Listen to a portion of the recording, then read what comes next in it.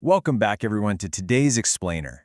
I gotta tell you, I've been really looking forward to unpacking this one together, because we're looking at one of the most dramatic, visually striking, and just profoundly meaningful scenes in all of ancient literature. We're jumping right into Exodus 24. This is a text that's just literally overflowing with rich imagery, solemn promises, and a narrative that bridges thousands of years of history. We're going to explore how a single ancient ritual at the foot of a mountain connects directly to ideas of human performance, divine grace, and ultimately, the promise of rest. So get comfortable, lock in, and let's unravel this whole shebang together. Okay, let's dive into this. And we're starting right in the thick of it. The text drops us into a scene that, well, it might seem a bit intense to our modern sensibilities. The people have gathered, God's words have been read aloud, and then Moses does something totally startling. He takes actual blood from an altar and literally sprinkles it onto the people. And he announces, "This is the blood of the covenant that the Lord has made with you." I really want us to picture that visceral, intense imagery, right? This wasn't a casual handshake or, a polite signature on a piece of paper. It was deeply physical. It was messy. It was undeniably real. To really grasp what's happening here, we have to understand the sheer gravity of this ancient ritual. In the ancient world, a blood covenant was absolutely the highest form of commitment you could possibly make. It was a solemn, binding agreement with literal life-or-death implications. By participating in this, the two parties were essentially saying, hey, may my blood be spilled if I fail to keep my end of this promise. You simply do not make this kind of promise lightly. It was the ultimate guarantee, carrying massive, high-stakes implications for absolutely everyone involved. Which brings us to our first major theme, Section 1, a covenant in blood. Now, before the blood was even sprinkled, Moses read the book of the covenant aloud, establishing God's expectations. And the Israelites, they didn't hesitate for a second. Look at this quote, "We will do everything the Lord has said. We will obey." What really stands out in the source text is that this wasn't just a passing comment. Actually, scratch that. The repetition in the text is entirely deliberate. Moses tells the people God's words, and they say they'll do everything. Then Moses builds an altar, offers sacrifices, reads the law aloud a second time, and again the people echo the exact same confident vow, "We will do everything, we will obey." They genuinely, truly believed they could perfectly perform for God's approval. They were basically signing on the dotted line of this blood covenant with absolute certainty in their own willpower. Section 2. The Broken Promise. But as we all know, human willpower is pretty fragile, isn't it? When we read those confident words from the Israelites, it's inspiring, sure, but man, it's also heartbreaking because we know exactly what it's like to make a promise with the very best of intentions only to fall short, and this brilliantly illustrates that reality. We go from the confident promise at Sinai, "We will do everything," to the heartbreaking reality, the incident of the golden calf. The massive gap between Israel's good intentions in Exodus 24 and their catastrophic failure in Exodus 32 is just staggering. They pledged absolute obedience, and then, almost immediately, they turned around and broke the very first and absolutely most crucial rule of the covenant by worshiping an idol. Let's look at how this plays out chronologically on our timeline. Day 1, we have Exodus 24. The law is read, the blood is sprinkled, the promise is made. A mere 40 days later, literally barely a chapter away in the text, we hit Exodus 32 and the golden calf. I mean, the failure was incredibly quick, but the source text makes it crystal clear. Their failure is not the end of the story. In fact, it's a setup. Because if we jump forward 1,500 years later to Matthew 26, we arrive at the Last Supper. This timeline tracks the journey from a rapid human failure at Mount Sinai all the way to the ultimate divine solution provided centuries later in a quiet upper room. Section 3. The New Covenant.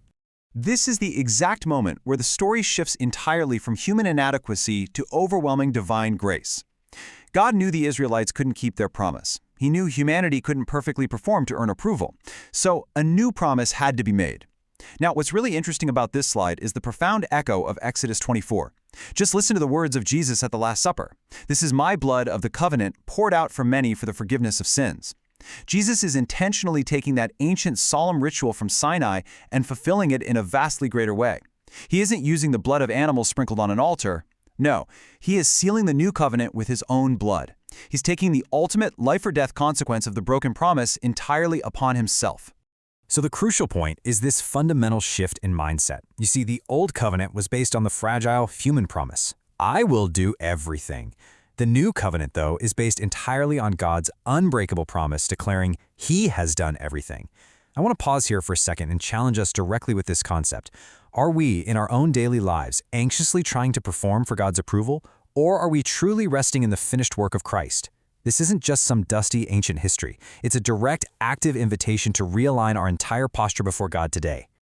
Section 4. Eating with God. Now, we're going to pivot this explainer from the strict legal requirements of the covenant to something just wonderfully unexpected.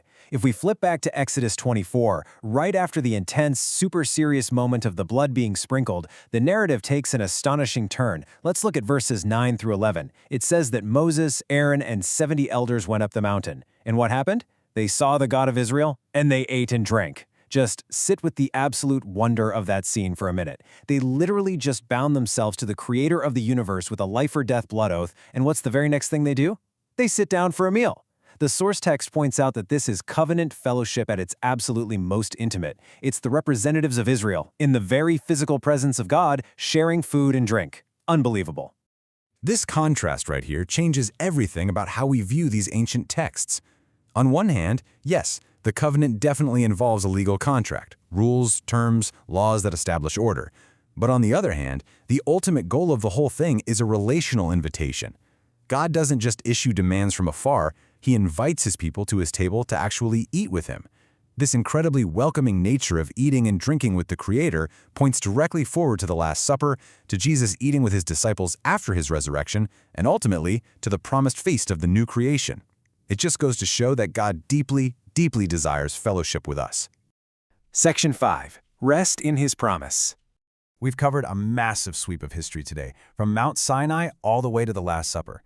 Let's move to and see how this builds into our practical, everyday lives. Whether you're heading out to a summer boot camp or an upcoming retreat, don't just go to attend an event. Expect to encounter God. Prepare your heart to meet with Him, just like those elders did up on the mountain. Furthermore, let this totally change how we view fellowship. Let shared community meals, whether that's at a church gathering or just around your dining room table, be a small echo of that intimate covenant meal. Every single time your community gathers, it's an opportunity to see something of God's character and just enjoy His presence together. If you take away only one single thing from our time together today, let it be this core message, one word: rest. Rest in His completed promise. Our standing with God is not and never will be based on our fragile, easily broken promises to obey. I mean, the Israelites proved exactly how quickly that fails, right? Instead, our standing is based entirely on His unshakable promise to save, permanently sealed in the blood of Christ. When we truly, deeply understand that, we can finally stop all the striving and just rest. I want to leave you with a final, provocative thought to ponder as we wrap up this explainer. Think about those elders on the mountain, eating and drinking in the direct presence of the Almighty. As you look ahead to your next community meal, your next gathering, or even just your next quiet moment alone, what would it look like for you to come genuinely hungry to see God? Thank you so much for focusing in and learning with me today. Let that question sit with you for a bit, and I really look forward to exploring our next topic together soon.